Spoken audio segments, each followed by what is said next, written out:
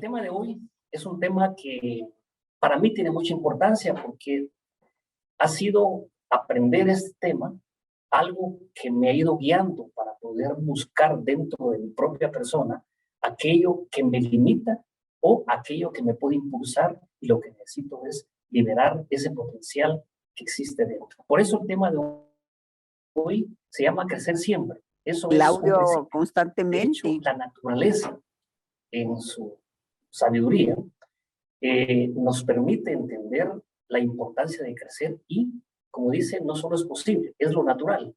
De hecho, una persona que se estanca, algo está pasando porque lo natural no es estancarse.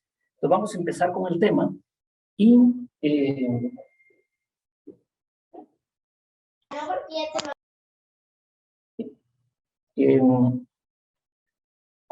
los filósofos, los griegos que nos enseñaron tanto, nos enseñan que la naturaleza es maravillosa. Es decir, perdón, solo vamos a corregir acá algo.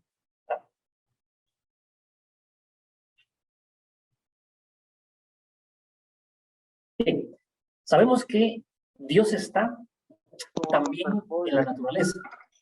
Jimena, hola.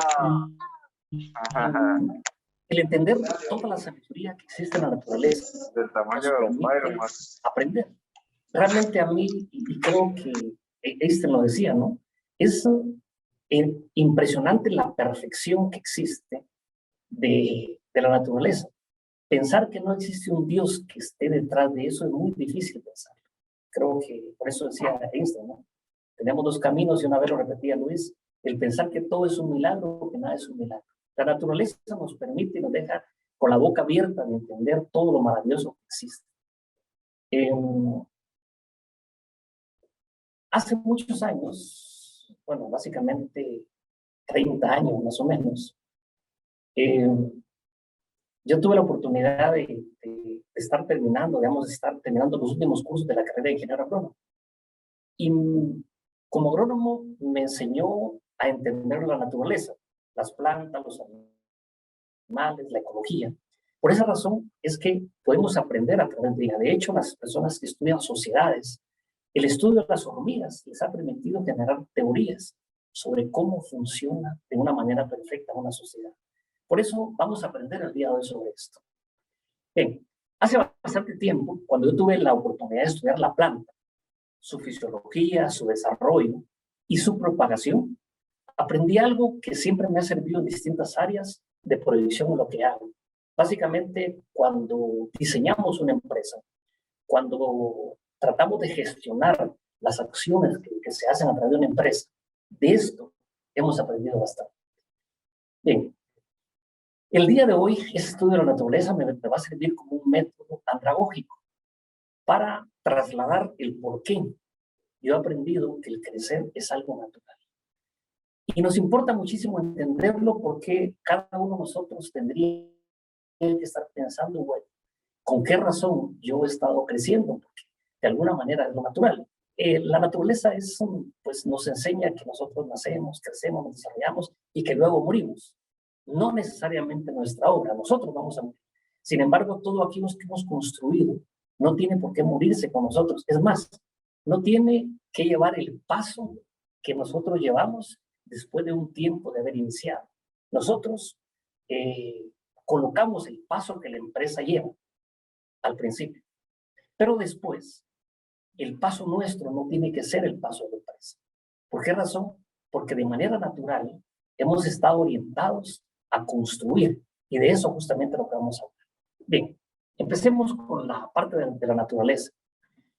Los árboles frutales y los maderables tienen dos tipos de crecimiento.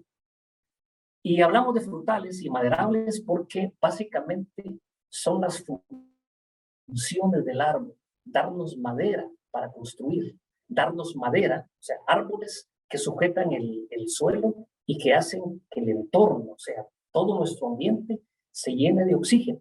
Recuerden muy bien que los árboles tienen una función maravillosa y es depurar el ambiente, y curiosamente los árboles se alimentan de CO2 y como cambio nos regalan nuevamente oxígeno. Esto permite que el ambiente sea rico y sea saludable.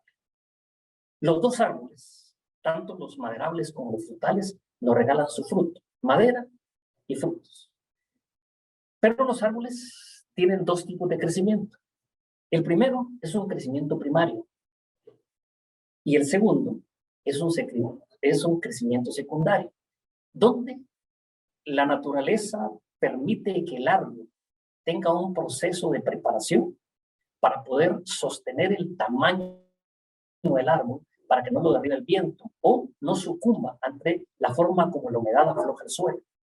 Y por otro lado, también es un proceso donde el árbol se prepara para poder sostener los frutos que tendrá ese árbol, que en su momento pesa. Ustedes pueden ver los dos tipos de árboles. El primero, que está terminando su crecimiento primario, hay un ensayo de frutos. Ven ustedes el grosor del tallo. No le permitiría soportar la carga de muchos frutos. Hasta donde está, de hecho, el árbol empieza como a flaquear un poco. Estos frutos son variedades que se han construido a través de ensayos, no son las variedades normales. Por eso es un árbol en su etapa de crecimiento primario que ensaya frutos de ese tamaño, empieza a doblegarse. Bien, empecemos por el crecimiento primario, que es prácticamente nuestro enfoque el día de hoy. El crecimiento primario en una planta tiene como función su crecimiento en longitud. Es decir, el árbol empieza... Buenos días. O sea, alguna vez creo que tuve la oportunidad de hablar sobre esto. El árbol nace a través de una semilla. En la semilla está contenido los nutrientes que la semilla necesita para desarrollar el tallo hacia arriba y la raíz para abajo. Luego, de este tallo empiezan a salir flores y justo cuando se terminan los nutrientes que están dentro de la semilla, las hojas ya están preparadas para fabricar su propio alimento. Yo creo que no voy a darles una clase de ciencias naturales donde sabemos que el sol, el agua, los nutrientes y hacen el sol a través de la energía que provee, hace que esto se procese y que el árbol construya su alimento y luego Miriam Arriaga. traslade todos los canales vasculares hacia el resto de las plantas para seguirse construyendo y seguirse creciendo. Y esta es la primera parte que es muy importante para nosotros. Si este árbol no crece en longitud y no desarrolla sus ramas adecuadamente, el agrónomo, que es el especialista, va a dirigir su atención al interior de ese árbol para determinar qué lo está afectando, para luego solucionar. Bien, cuando estamos hablando qué puede pasar con una planta, puede ser que un insecto esté lesionando las raíces y que por lo tanto no logre sustraer el agua y los nutrientes adecuadamente. Y ese bloqueo hace que ese alimento no llegue a las hojas o a las ramas y empiezan a desarrollarse de una manera defectuosa. Cuando el agrónomo lo identifica, resuelve ese problema, el árbol empieza a funcionar bien. ¿Y saben por qué es importante el poner la atención en esta primera etapa? Porque cuando termina ese crecimiento en longitud y empieza su crecimiento secundario, entonces el árbol va a empezar a funcionar de una manera defectuosa. La función que tenía que desarrollar ya no se desarrolla adecuadamente. Por lo tanto, ese árbol siempre, el resto del tiempo de vida del árbol, va a ser un árbol que su producción va a ser muy pequeña o no va a haber producción. Que sus frutos van a ser defectuosos o no van a haber frutos. Entonces, ese justamente es el momento en el cual el agrónomo tiene que trabajar, tiene que dirigir toda su capacidad, toda su atención en resolver. Por eso, básicamente, los agrónomos supervisan el desarrollo de las plantas, comparan. Porque, por ejemplo, si una planta estuviera pequeña y a la par tiene una planta que crece normal,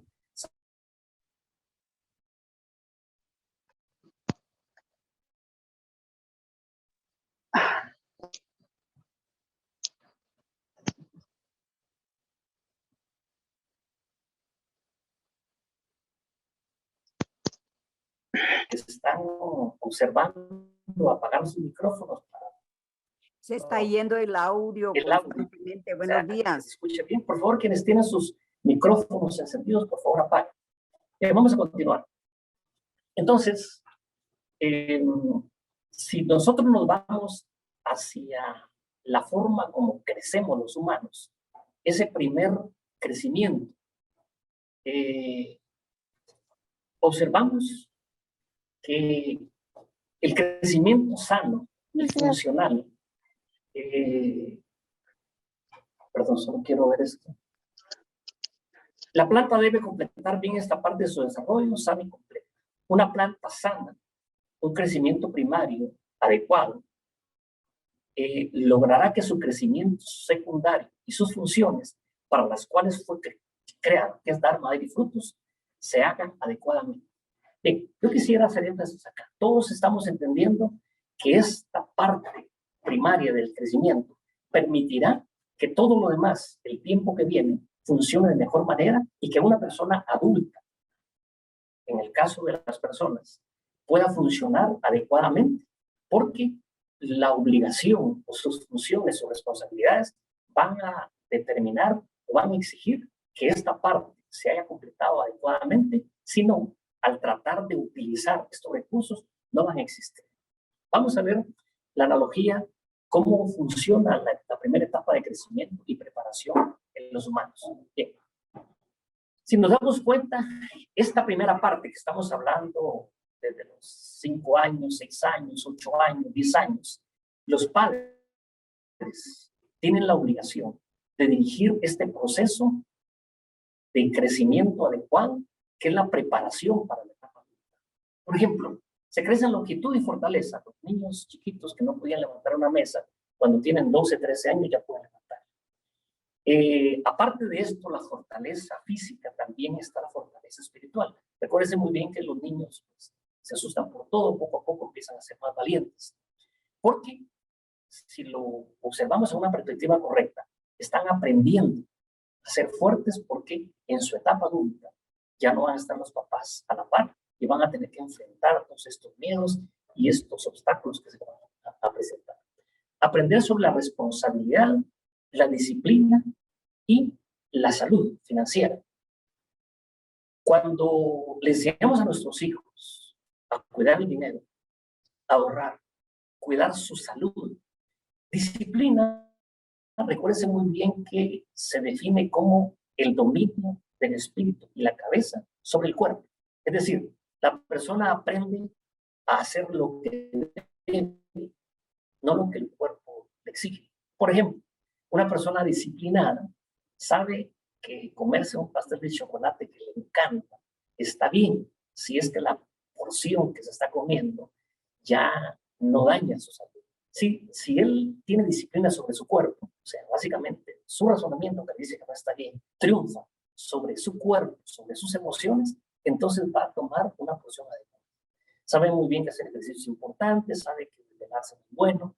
Toda esta parte hace que la persona, 12, 13, 15 años, se forme con disciplina para poder hacer lo que debe y no lo que quiere.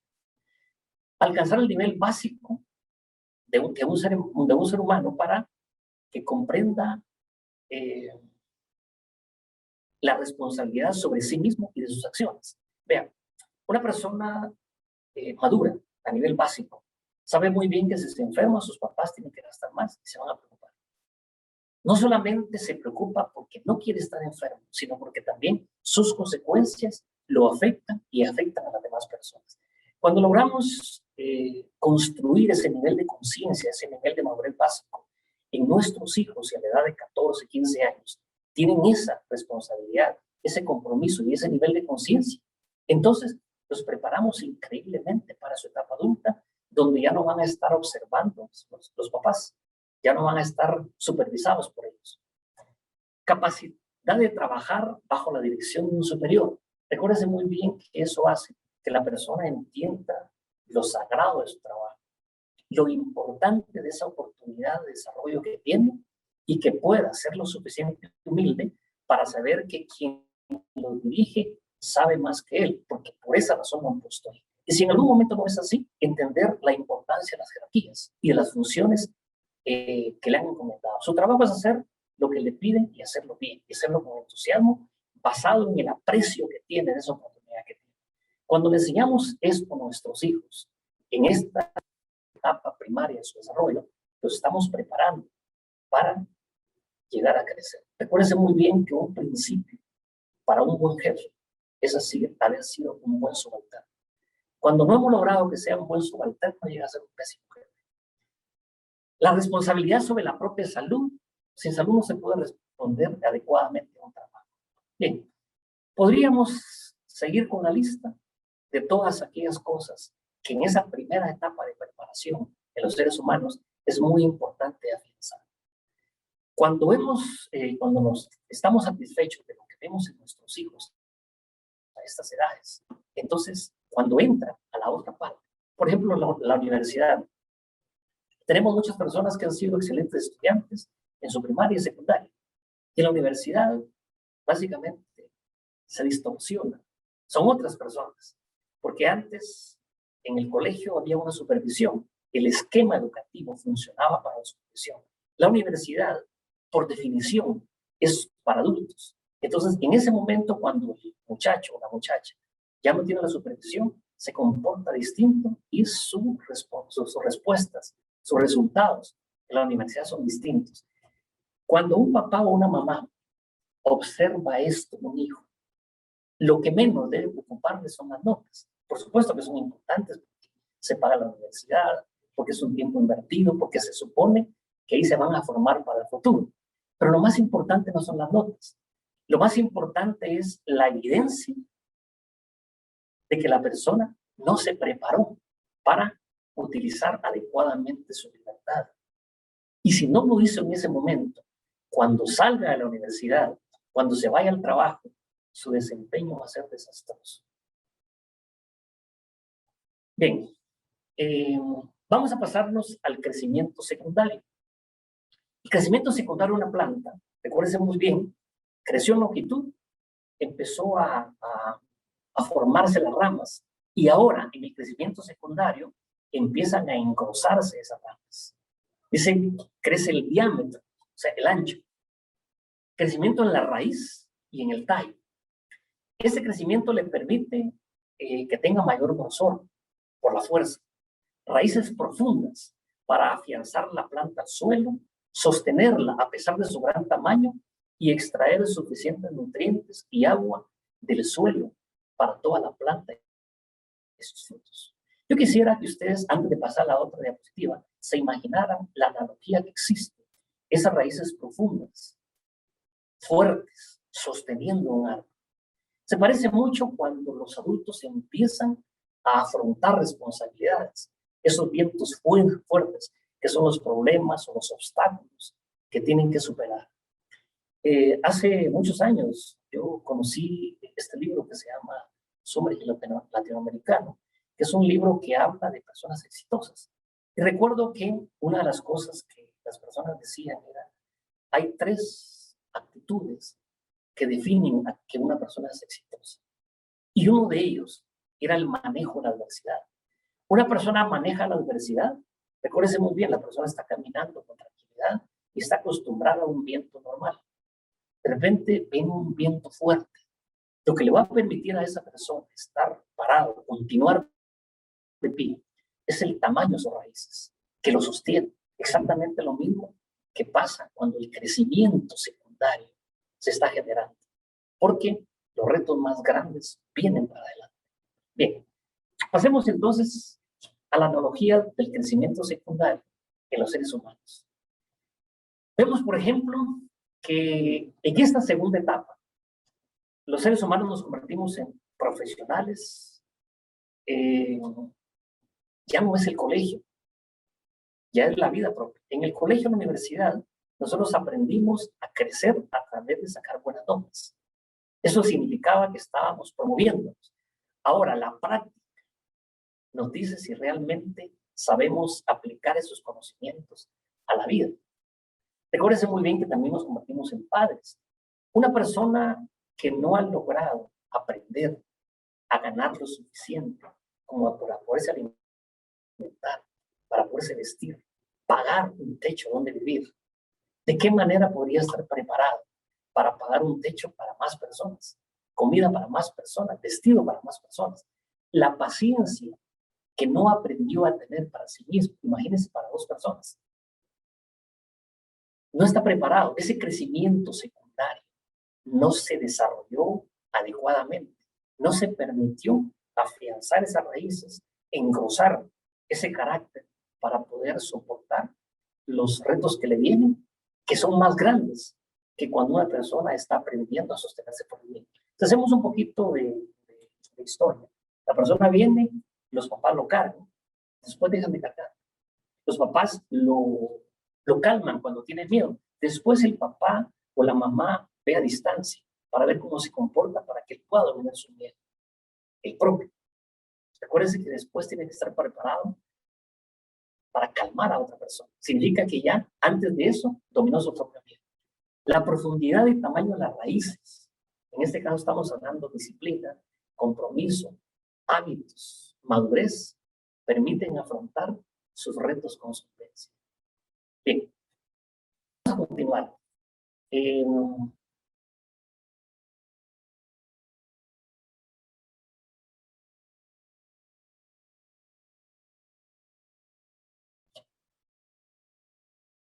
Por ejemplo, unos indicadores. Perdón, es que nos está fallando un poquito ¿Era el otro? Listo.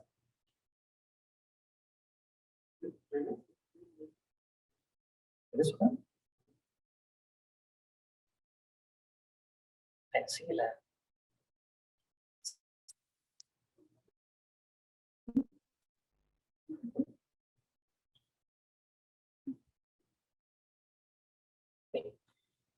Los indicadores que nos permiten observar si el proceso va adecuadamente. Dice, la segunda fase es un proceso continuo de aprendizaje y construcción. La persona aprende y construye. Recuérdense muy bien. Y esto es una observación para papás. El hecho de que la persona haya dejado de ser joven y, digamos, joven inexperto, recién ingresado a la universidad, no significa que ya esté preparado para afrontar todos los retos. La supervisión, la orientación, el canal abierto de comunicación con los papás le permite a los hijos de vez en cuando regresar a ver hacia atrás y aprender cómo asimilar lo que le está pasando. Es un proceso lógico natural. Una persona que ha vivido más tiempo significa que ha ahorrado más. Si no lo ha hecho, es que el tiempo no ha sido aprovechado. Warren Buffett, a la edad de 12 años, ya contaba con un capital. ¿Por qué? Porque aprendió a ahorrar e invertir. Si una persona a los 25, 30 años todavía no tiene capital que le pronostique que va a sustituir su capacidad de trabajo, el tiempo que ha pasado no ha sido aprovechado adecuadamente. Si una persona ha vivido más tiempo, significa que ha construido más, que ha aprendido más, que las cosas que hacía antes con el doble del tiempo de las que lo hace ahora, se debía a la inexperiencia que tenía. Conforme va aprendiendo, lo que hace lo hace más fácil y ocupa menos tiempo para hacerlo. Esos indicadores permiten que una persona pueda ver con satisfacción que el tiempo que ha transcurrido ha sido aprovechado para aprender. Bien, vamos a continuar.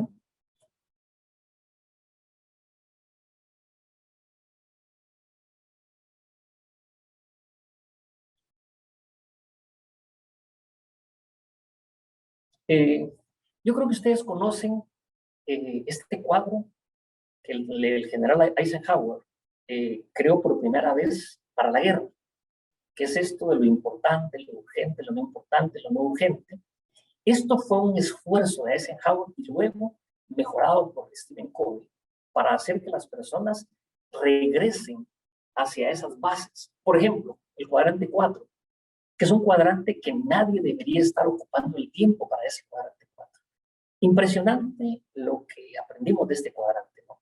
En ese cuadrante está la televisión, los partidos de fútbol, los chats, los correos, en un tiempo de trabajo. Nadie debería estar ocupando ese cuadrante en tiempo de trabajo.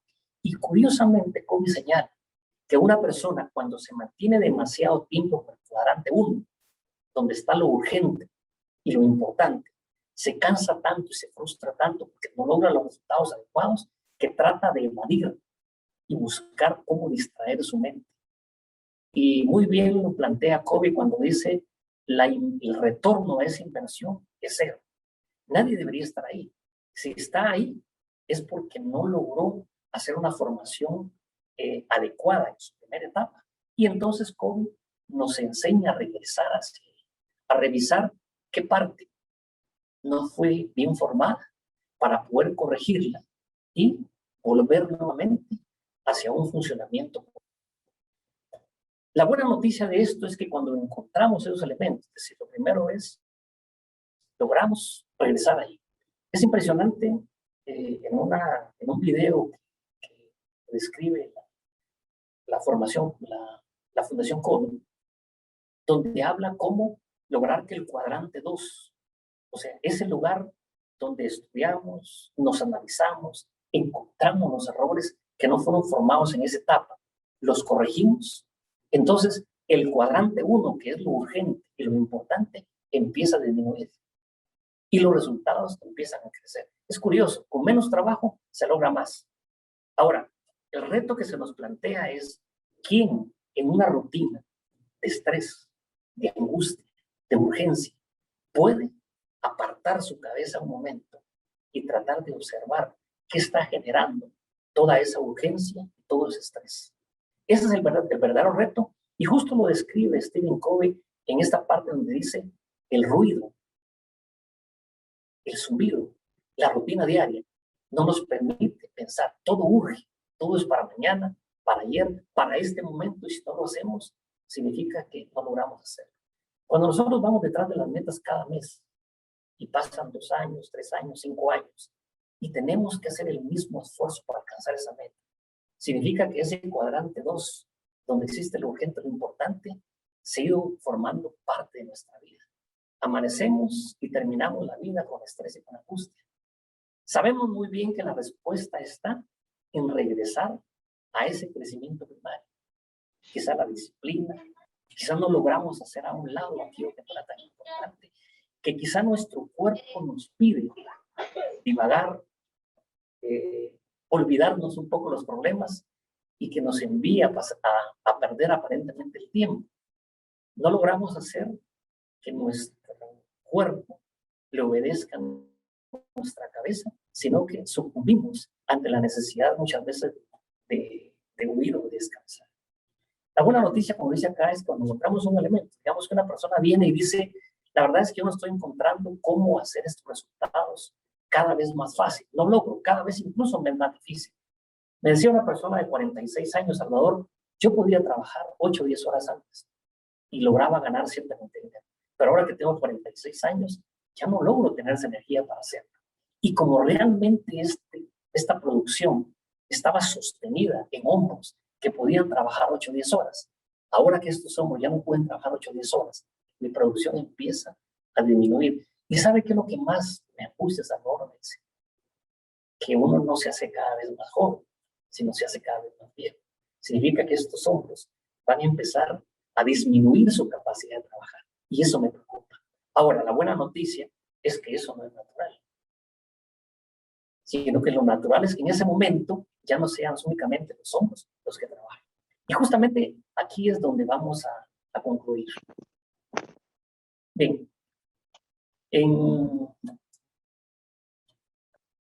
cuántos años? Porque esa es la primera pregunta que una persona se hace, o se debería hacer si está muy bien orientada. ¿En cuántos años mi patrimonio me va a sustituir financieramente? No podemos permitir que llegue la vejez sin haberlo logrado. ¿Por qué razón? Porque vamos a pensar. Una persona que tiene 20 años y tiene 2 años de trabajar y entendió muy bien esto, va a derivar una parte de sus ingresos a ahorrar, con la ilusión o con el proyecto claro y bien definido de que ese dinero va a provocar otra cantidad de dinero. Vamos a suponer que una persona gana 10,000 quetzales y logra ahorrar en estos 2 años, 3 años, 5 años, 30,000 quetzales. Y con esos 30,000 quetzales, ya sabe, porque compra y vende algo, ya sea porque compró algo y lo puso en alquiler, lo que sea, las posibilidades de inversión que haya tenido. Pero ocurre que estos 30,000 quetzales ya le producen 2,000 quetzales, la quinta parte de la capacidad que tiene para producir. ¿En cuánto tiempo logrará el 50%? O sea, la mitad de lo que necesita para vivir. ¿En cuánto tiempo su patrimonio le permite generar la mitad de lo que genera físicamente? ¿En cuánto tiempo llegará a producir ese 100%? De tal manera que yo pueda salir del juego y que mi patrimonio se quede. Recuerden muy bien que las inversiones no solamente es en terreno, no solamente es en alquiler, no solamente es en activos, sino que también se puede invertir en personas. Si mi trabajo es encontrar clientes y conservarlos, la atención a esos clientes día a día, conforme van creciendo, me va disminuyendo mi capacidad de búsqueda. Eso es de sentido común. Es decir, al delegar la atención, si yo delego esta parte, mi atención a la búsqueda va a incrementar. Mi capacidad incrementa, más tiempo para la búsqueda, más centro de influencia, más recursos, más experiencia. Eso se convierte en un círculo virtuoso, una espiral ascendente. Es decir, esta es la parte natural. La que no es natural es que yo, pero en primer lugar, el pensamiento que no tiene lógica, el pensar que siempre yo voy a ser responsable de generar los ingresos que necesito. Recuérdense muy bien, todos nosotros un día dejamos de ser la fuente de ingresos para nuestros hijos, pero tenemos que ser la fuente de ingresos para nosotros hasta el día que muramos. Y en ese momento quizás no podamos hacerlo físicamente. Tendrá que ser algo creado por nosotros, lo que permite ese crecimiento. Y si ustedes se dan cuenta, cuando los árboles crecen, ustedes vieron ahí ese árbol de mangos grandísimo. Imagínense la profundidad de las raíces que sostiene ese mango. La capacidad que las raíces tienen de sustraer tanta agua, tanto nutriente para alimentar todos esos frutos y esas ramas tan grandes y tan gruesas. ¿Cuáles son las raíces que hemos ido formando desde que empezamos a ser independientes? ¿Qué raíces vamos a formar? Y con esta última diapositiva vamos a terminar.